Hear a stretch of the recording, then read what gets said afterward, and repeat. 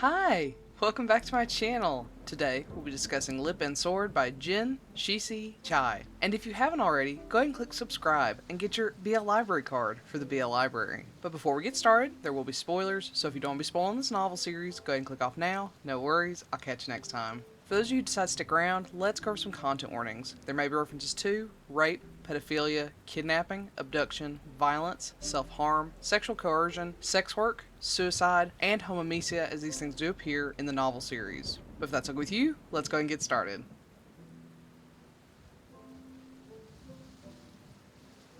Xingming is the host of Pearl Line, a news analysis show for the station Pearl TV Station News Center. He's attractive, talented, and truly cares about the news he puts out. As a result, during the end of the year banquet for the station, Xingming is awarded the Top 10 News Centers of the Year award. However, not everyone feels he's deserving of it. Director Chen, who actually recruited Xingming and put him in the position of hosting Pearl Line, now no longer feels he's worthy of his accolades or role on the show. This is all because Wang Lei, rumored to be Chen's niece or lover, was the host of Pearl Line before she went on maternity leave, which allowed Xingming to be her replacement. Even though she's recovered and is ready to return, Xingming refuses to give up his spot. Due to his frustration and drunkenness, Chen confronts Xingming at the party. At first, Xingming isn't worried over the drunken Chen's pestering until Chen brings up Xingming's dead father, a convicted rapist. In a blind rage, Xingming beats Chen over the head with a wine bottle in front of everyone at the party. In a panic, knowing his job is on the line, Xingming reaches out to the station chairman, Yu Chongyi, and offers himself up in exchange for leniency regarding his punishment. While Yu Chongyi does take him up on his offer, and they spend a night together, the director and chairman are set to fire him the following day. Once more, in a fit of rage, Xingming fights off the security guards and poses an offer to the chairman. Let me create my own show with my own team from scratch. If he doesn't get decent ratings during a 6-month period, he will leave on his own.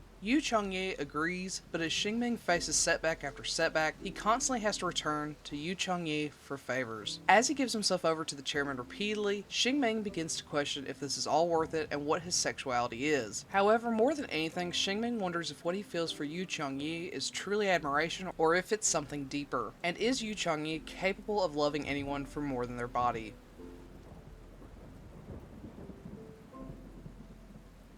First off, this desperately needs another round of edits. Unfortunately, I do think this would be well written if not for all the misspelled words, grammatical errors, repeated words, etc. Still, any hint of beautiful writing is overshadowed by the poor editing. There are undoubtedly beautiful and heart-rending passages, but those are followed up with terribly edited sections, which is painful for a whole other reason. The first volume of the 3 is the best edited of them, but it isn't perfect, and it only worsens as the volumes go on. It is super distracting, especially in a story reliant on industry terms and heavy exposition. Moving on from the quality of the edit and the writing, let's talk about the romance element. I find it questionable to call it a romance. Sex is used as a weapon for a majority of this. Our top is Yu Chongyi, the chairman of Pearl Station, where Xingming is a host, so we already have a questionable power dynamic. Then we have a considerable age gap, which I'm attracted to. I like the older man, younger man coupling, though that also creates a questionable power dynamic. However, mix all that with Chongyi being an insufferable, cold, and cruel asshole, and he becomes my least favorite top I've ever read. He beats Xingming with a belt before having sex with him, and another time he hits him with a horsewhip before doing the same. And I say sex, but there are times when it's questionable whether it's sex or rape. If you want a sweet romance, turn away right now because this isn't it. There are sweet moments, but they're overshadowed immediately by Chongyi's cruelty. And poor Xingming can't help himself. He of course falls in love with Chongyi despite how cruel he is. However, he is a man who shoots first and asks questions later. The number of problems he causes for himself simply because he can't withhold his violent streak is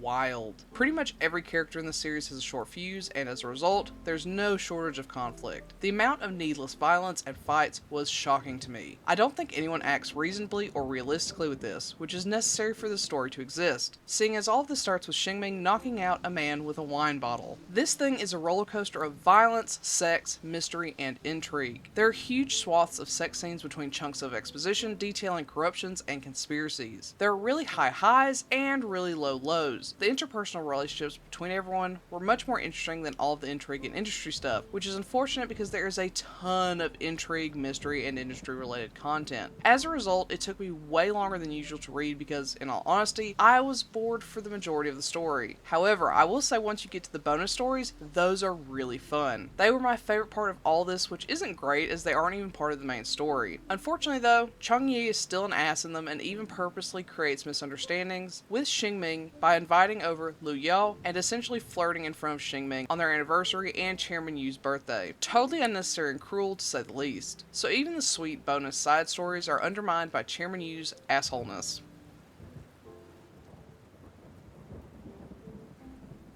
With all that being said, I'm simultaneously angry, happy, sad, and bored having read this entire trilogy. I'm glad it's over, but at the same time I wish there was more simply because the bonus and side stories were so much fun in comparison to the main story. I'll probably never reread this, and I don't know that I'll ever recommend this to everyone, especially due to the quality of the edit on this. It's a tough read, and I'm not sure how worthwhile the journey was. There was a manhwa officially licensed in English for this on Bilibili Comics, which I did start reading, but unfortunately that has now been shut down. Hopefully it'll be picked up somewhere else, and I can see how the story plays out in a different medium. So, have you read Lip and Sword? If so, what do you think? Do you agree with my assessment? Do you not? Let me know in comment below. Otherwise, I'll catch you next time. Bye!